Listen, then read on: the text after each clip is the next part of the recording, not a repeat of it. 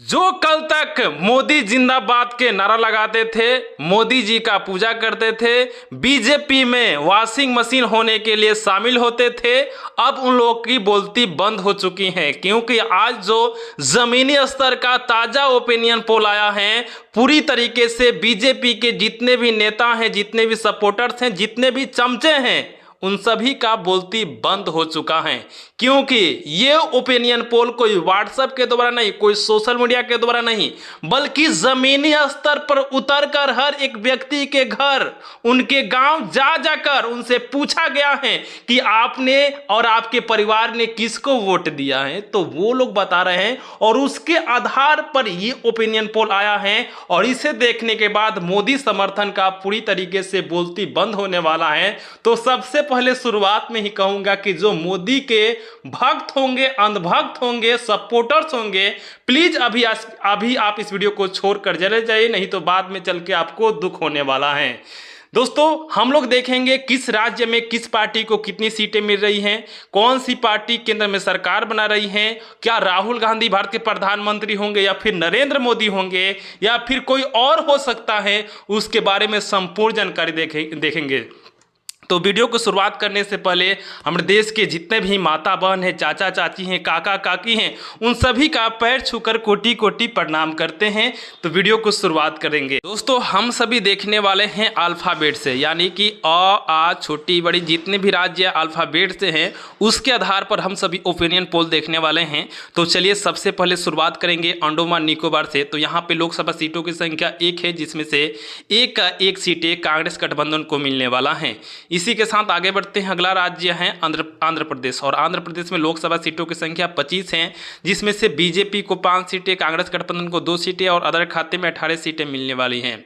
मैं आप सभी को जानकारी के लिए बता दूं कि 2014 हुआ, 2019 हुआ, ये हमेशा यहाँ पे अदर पार्टी को ही ज़्यादा सीटें मिलती हैं। इसी के साथ अरुणाचल प्रदेश देख लीजिए। अरुणाचल प्रदेश में लोकसभा सीटों की संख्या 2 है, जिसमें से बीजेपी खाते में 1, वहीं कांग्रेस गठबंधन के खाते में 1 सीटें मिलने की उम्मीद है। इसी के साथ ये रुझान देख लीजिए, यानी कि 543 सीटों में से 28 पर अभी तक ओपिनियन पोल हुआ है, जिसमें से 6 सीटें बीजेपी के खाते में, वहीं कांग्रेस गठबंधन के खाते में 4 सीटें और अदर खाते में 18 सीटें देखने को मिल रहा है।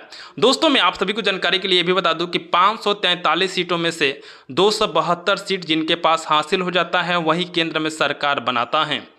इसके साथ असम देख लीजिए।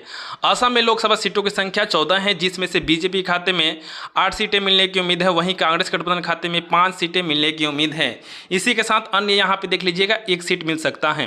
तो यहाँ पे रुझान देख लीजिएगा, 543 में से 42 पर रुझान आ चुका है, जिसमें से 14 सीटें बीजेपी को मिलने की उम्मीद है, वहीं 9 सीटें कांग्रेस गठबंधन को मिलने की उम्मीद है, वहीं अन्य को 19 सीट मिल सकता है। इसी के साथ बिहार देख लीजिए। बिहार लोकसभा चुनाव के दृष्टि से काफ़ी ज़्यादा महत्वपूर्ण है। आपको जानकारी के लिए बता दूं कि यहाँ से लोकसभा चुनाव 2019 में बीजेपी ने 40 सीट में से 39 सीट अपने नाम किया था, मात्र 1 ही सीट कांग्रेस को मिल पाई थी। मगर इस बार की जो स्थिति है कुछ अलग है, क्योंकि इस बार जो बिहार का कमांड है वो तेजस्वी यादव के हाथ में है, और तेजस्वी यादव का बिहार में दबदबा बहुत ही ज़्यादा है। और यही कारण है कि 40 सीट में से कांग्रेस गठबंधन को 23 सीट मिलने वाली हैं, जबकि बीजेपी को 15 सीटें और अन्य को 2 सीटें मिल सकती हैं। इसी के साथ हम लोग चंडीगढ़ के देख लेते हैं। चंडीगढ़ में 1 सीट है और 1 सीट यहाँ पे कांग्रेस को मिलने वाला है। छत्तीसगढ़ में लोकसभा सीटों की संख्या 11 है, जिसमें से बीजेपी को 6 सीटें मिलने की उम्मीद है, वहीं कांग्रेस गठबंधन को 5 सीटें मिलने की उम्मीद है। और इसी के साथ मैं आपको यहाँ पे साफ कर देना चाहता हूँ कि रुझान देखिए, यहाँ पे रुझान के मतलब टोटल 543 में से कितना पर ओपिनियन पोल हो चुका है उसको हम रुझान बोलेंगे, जिसमें से 94 पर हुआ है अभी तक, जिसमें से 35 सीटें बीजेपी के खाते मिलने की उम्मीद है, जबकि 38 सीटें इंडिया अलायंस को मिलने की उम्मीद है, जबकि अन्य को 21 सीट मिलने की उम्मीद है। यानी कि अभी जो मुकाबला है वो बराबरी का है। दादरा नगर हवेली में लोकसभा सीटों की संख्या 1 है, जिसमें से बीजेपी का यहां तक खाता तक नहीं खुलने वाला और 1 सीट कांग्रेस गठबंधन खाते में जाने वाला है। दमन दीव में 1 सीट और 1 सीट कांग्रेस को जाने वाला है। देखिए, दिल्ली केंद्र शासित प्रदेश में लोकसभा सीटों की संख्या 7 है, जिसमें से बीजेपी को 3 मिल सकती हैं, वहीं कांग्रेस गठबंधन को 4 मिल सकती हैं। और दोस्तों, आपको जानकारी के बता दूं कि वहाँ पे जो कांग्रेस का गठबंधन के मुख्य रूप से दिल्ली में है, वो अरविंद केजरीवाल की पार्टी आप से है, और आपके नेता के मुख्यमंत्री कहा जाए, दिल्ली के मुख्यमंत्री अरविंद केजरीवाल को ये ईडी वाले और सीबीआई वाले लोगों ने इनको जेल में डाल दिया था, जिसके बाद अरविंद केजरीवाल का साफ साफ कहना है कि बीजेपी का एक बहुत बड़ा चाल है जिसके कारण मैं जेल में गया हूं। अगर आप मुझे जेल से बाहर लाना चाहते हैं, ठीक है, तो आप हमें जिताइए, हम जेल से बाहर आ जाएंगे। और यही कारण है कि मुख्यमंत्री अरविंद केजरीवाल के पक्ष में कांग्रेस गठबंधन काफ़ी दिल्ली में मजबूत दिखाई दे रही है और वहाँ पे जम के वोटिंग कांग्रेस के पक्ष में ही हो रहा है और हो भी चुका है। गोवा में लोकसभा सीटों की संख्या 2 है और दो में से एक बीजेपी को मिल सकता है और एक कांग्रेस गठबंधन को मिलने की उम्मीद है। इसी के साथ गुजरात देख लेते हैं। गुजरात को बीजेपी का गढ़ कहा जाता है, जहां पे लोकसभा सीटों की संख्या 26 है, जिसमें से बीजेपी को 21 सीटें और कांग्रेस को 5 सीटें मिलने की उम्मीद है। और दोस्तों हमेशा से यहां पे बीजेपी हमेशा से मजबूत रही है। 2014 में भी 26 में से 26 सीट हासिल की थी, 2019 में भी 26 में से 26 सीटें हासिल की थी, मगर 2024 में वहाँ के भी जनता बीजेपी के सपोर्ट में नहीं खड़ी है, इसीलिए तो 5 सीटें बीजेपी के गढ़ से कांग्रेस गठबंधन खींच के ला रही है। अब हरियाणा देख लीजिए। हरियाणा में लोकसभा सीटों की संख्या 10 है, जिसमें से बीजेपी के खाते में 3 सीटें मिलने की उम्मीद है, वहीं कांग्रेस गठबंधन को 5 सीटें मिलने की उम्मीद है, वहीं अन्य को 2 सीटें मिल सकता है। इसी के साथ 543 में से 141 पे रुझान आ चुका है, जिसमें से 63 सीटें बीजेपी को मिलने की उम्मीद है, वहीं 55 सीटें इंडिया अलायंस यानी कि कांग्रेस गठबंधन को मिलने की उम्मीद है और अन्य खाते में 23 सीटें देखने को मिल रहा है। अब देख लीजिए हिमाचल प्रदेश। हिमाचल प्रदेश में लोकसभा सीटों की संख्या 4 है, जिसमें से बीजेपी के खाते में 2 सीटें मिलने की उम्मीद है, वहीं कांग्रेस गठबंधन को खाते में 4 में से 2 बीजेपी को मिल सकती हैं और 2 कांग्रेस को मिलने की उम्मीद है। यानी कि हिमाचल प्रदेश में दोनों पार्टी काफ़ी ज़्यादा मजबूत दिखाई दे रही हैं। और जानकारी के लिए बता दूँ कि 2019 के लोकसभा चुनाव में 4 का 4 सीट बीजेपी के नाम रहा था। जम्मू कश्मीर में लोकसभा सीटों की संख्या 5 है, जिसमें से बीजेपी खाते में 2 सीटें मिलने की उम्मीद है, वहीं कांग्रेस गठबंधन खाते में 3 सीटें मिलने की उम्मीद है। चलिए इसी के साथ आगे बढ़ते हैं, फटाफट देख लेते हैं जितने भी राज्य हैं। लद्दाख केंद्र शासित प्रदेश है, लोकसभा सीटों की संख्या 1 है और 1 सीट यहाँ पे अन्य को मिलने वाला है। झारखंड में लोकसभा सीटों की संख्या 14 है, जिसमें से बीजेपी खाते में 5 सीटें मिलने की उम्मीद है, वहीं कांग्रेस गठबंधन खाते में 8 सीटें मिलने की उम्मीद है, वहीं अन्य खाते में 1 सीट मिल सकती हैं। तो यहाँ पे भी बीजेपी की स्थिति कुछ खास देखने को नहीं मिल रही है, ठीक है, क्योंकि 2019 का जो चुनाव हुआ था यहाँ से भी बीजेपी ने 14 में से 12 सीटें अपने नाम किया था, मगर इस बार 5 ही सीट बीजेपी के खाते में जा रहा है। कर्नाटक देख लीजिए। कर्नाटक में लोकसभा सीटों की संख्या 28 है, जिसमें से बीजेपी खाते में 12 जबकि कांग्रेस गठबंधन खाते में 16 सीटें मिलने की उम्मीद है। आगे बढ़ते हैं, केरल देख लेते हैं। देखिए केरल में लोकसभा सीटों की संख्या 20 है और 20 में से एक भी सीट बीजेपी को नहीं मिलने वाला है। टोटल का टोटल सीट कांग्रेस गठबंधन को मिलने वाला है। तो पूर्ण रूप से केरल में बीजेपी का सुपड़ा साफ है और हमेशा 2014 में भी साफ रहा था, 2019 में भी साफ रहा था और 2024 में भी साफ रहेगा। यानी केरल से एक भी सीट बीजेपी को नहीं मिलने वाला है। वहीं लक्षद्वीप देख लीजिए। लक्षद्वीप में लोकसभा सीटों की संख्या 1 है और एक में से एक सीट ये कांग्रेस को मिलने वाला है। मध्य प्रदेश में लोकसभा सीटों की संख्या 29 है, ठीक है, 29 में से 20 सीटें बीजेपी को मिल सकती हैं, वहीं कांग्रेस गठबंधन को 9 सीटें मिल सकती हैं। और मैं आपको बता दूं कि मध्य प्रदेश हुआ, राजस्थान हुआ, गुजरात हुआ, उत्तर प्रदेश हुआ, राजस्थान हुआ, ठीक है, ये बीजेपी का गढ़ माना जाता है। यहाँ से बीजेपी अधिक से अधिक सीटें हासिल कर सकती हैं, ठीक है। और मध्य प्रदेश में जो वहाँ की राज्य की सरकार है वो बीजेपी के हैं और इसीलिए थोड़ा सा वहाँ पे बीजेपी का दबदबा है और यही कारण है कि 29 में से 20 सीटें बीजेपी को मिलने वाली हैं, 9 सीटें कांग्रेस को मिलने वाली हैं। मध्य प्रदेश के महाराष्ट्र की बात करें तो महाराष्ट्र में लोकसभा सीटों की संख्या 48 है, जिसमें से बीजेपी को मात्र 19 सीटें, कांग्रेस गठबंधन को 27 सीटें जबकि अन्य को 2 सीटें मिल सकती हैं। तो बीजेपी का पूरी तरीके से यहाँ पे महाराष्ट्र में भी हार हो रहा है, क्योंकि 2019 के लोकसभा चुनाव में 48 में से 42 सीटें अपने नाम किया था, मगर 2024 की स्थिति देख लीजिए, मात्र 19 सीटें ही बीजेपी के खाते में जा रहा है। अब मणिपुर में देख लीजिए। मणिपुर में लोकसभा सीटों की संख्या 2 है और 2 में से दोनों सीट कांग्रेस को मिलने वाला है। मिजोरम देख लीजिए। मिजोरम में लोकसभा सीटों की संख्या 2 है और 2 में से 1 सीटें कांग्रेस को और एक अन्य को मिल सकते हैं, यानी कि बीजेपी को यहाँ पे नई सीट मिलने वाला है। तो इसी के साथ देख लीजिए 296 पर रुझान आ चुका है, यानी कि ओपिनियन पोल हो चुका है, जिसमें से 123 सीटें बीजेपी के खाते में जा रहा है जबकि 144 सीटें इंडिया अलायंस के खाते में देखने को मिल रहा है। इसी के साथ 28 सीटें भी अन्य खाते में मिलने की उम्मीद लगाया जा सकता है।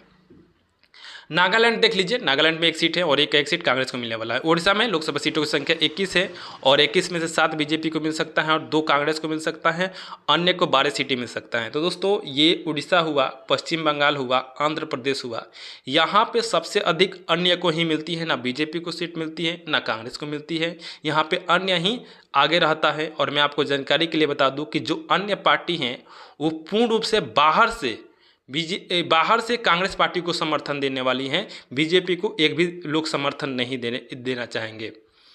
और पुडुचेरी की बात करें तो पुडुचेरी में लोकसभा सीटों की संख्या 1 है और एक कांग्रेस को मिलने वाला है।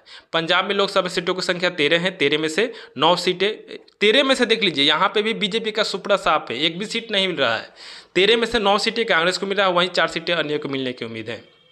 इसी के साथ राजस्थान देख लीजिए, राजस्थान में लोकसभा सीटों की संख्या 25 है, 25 में से 15 सीटें बीजेपी को, जबकि कांग्रेस को 9 सीटें मिलने की उम्मीद है, वहीं अन्य को 1 सीटें मिल सकता है।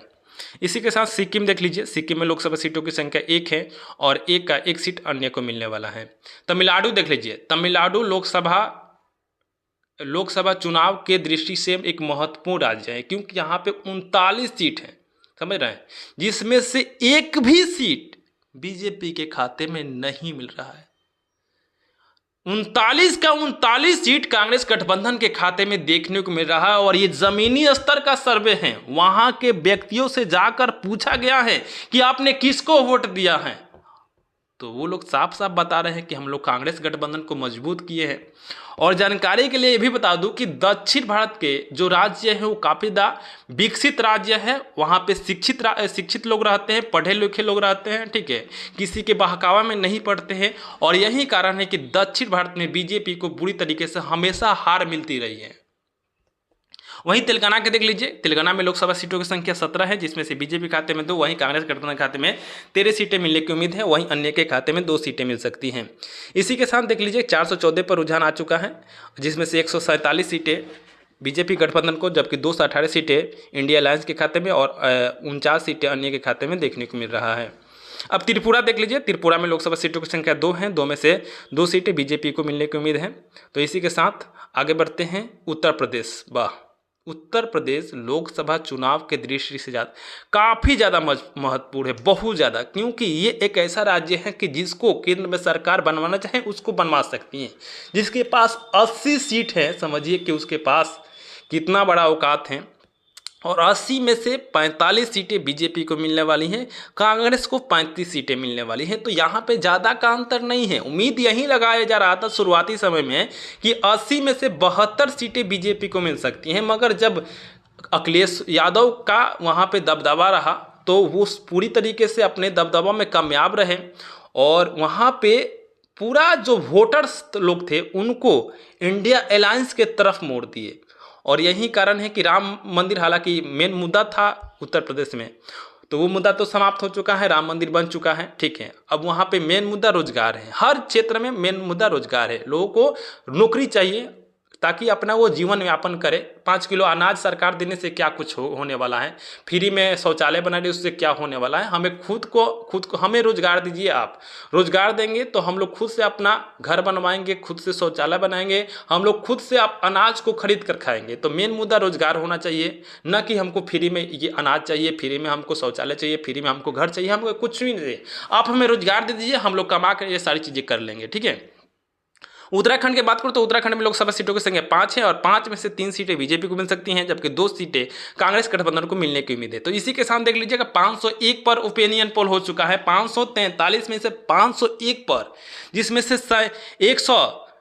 197 सीटें बीजेपी के खाते में, मगर वहीं 255 सीटें इंडिया अलायंस के खाते में और अन्य खाते में 49 सीटें देखने को मिल रहा है। तो यहाँ पे देखिए कितना ज़्यादा पीछे बीजेपी नज़र आ रही है, अभी 200 का आंकड़ा भी पार नहीं किए हैं। आगे बढ़ते हैं और अंतिम जो राज्य है पश्चिम बंगाल है। पश्चिम बंगाल में लोकसभा सीटों की संख्या 42 है, जिसमें से 15 सीटें बीजेपी को मिल सकता है, कांग्रेस को 2 सीटें मिल सकता है और अन्य के खाते में 25 सीटें मिल सकता है। अन्य जो पार्टी है वो ममता बनर्जी की पार्टी टीएमसी है और वो गठबंधन नहीं की है कांग्रेस के साथ ना बीजेपी के साथ। उन्होंने साफ साफ कहा है कि मैं बाहर से कांग्रेस पार्टी को समर्थन करने वाली हैं। तो ये जो 25 सीटें हैं बाद में आगे चलकर ये कांग्रेस में ही मिलने वाली हैं। तो इसी के साथ बहुमत के आंकड़ा देखिएगा तो 543 में से 242 सीटें बीजेपी खाते में हैं, 257 सीटें कांग्रेस गठबंधन के खाते में हैं, जबकि अन्य खाते में 74 सीटें हैं। तो किसी के पास बहुमत का आंकड़ा नहीं है, तो जिसको अन्य पार्टी जिसको समर्थन देगी वही क्या होगा, वही केंद्र में सरकार बनाएगा। और ममता बनर्जी अगर 25 सीटें यहाँ पे समर्थन दे देती हैं कांग्रेस पार्टी को, तो आसानी से केंद्र में सरकार बना सकती हैं। मेरे प्यारे दोस्त, मेरे प्यारे मित्र, मेरे प्यारे लोग, आप सभी भाई बहन से, मेरे माता बहन से, चाचा चाची से, सभी लोगों से रिक्वेस्ट है कि इस वीडियो को अपने दोस्तों, अपने मित्रों के पास शेयर करिएगा और उनसे कहिएगा कि इस बार बदलाव होने वाला है। और एक बार आपसे भी रिक्वेस्ट करूंगा कि इस वीडियो को आप लोग कहां से देख रहे हैं, एक बार आप हमें नीचे कमेंट बॉक्स में ज़रूर बताइएगा। आप सभी का बहुत बहुत धन्यवाद।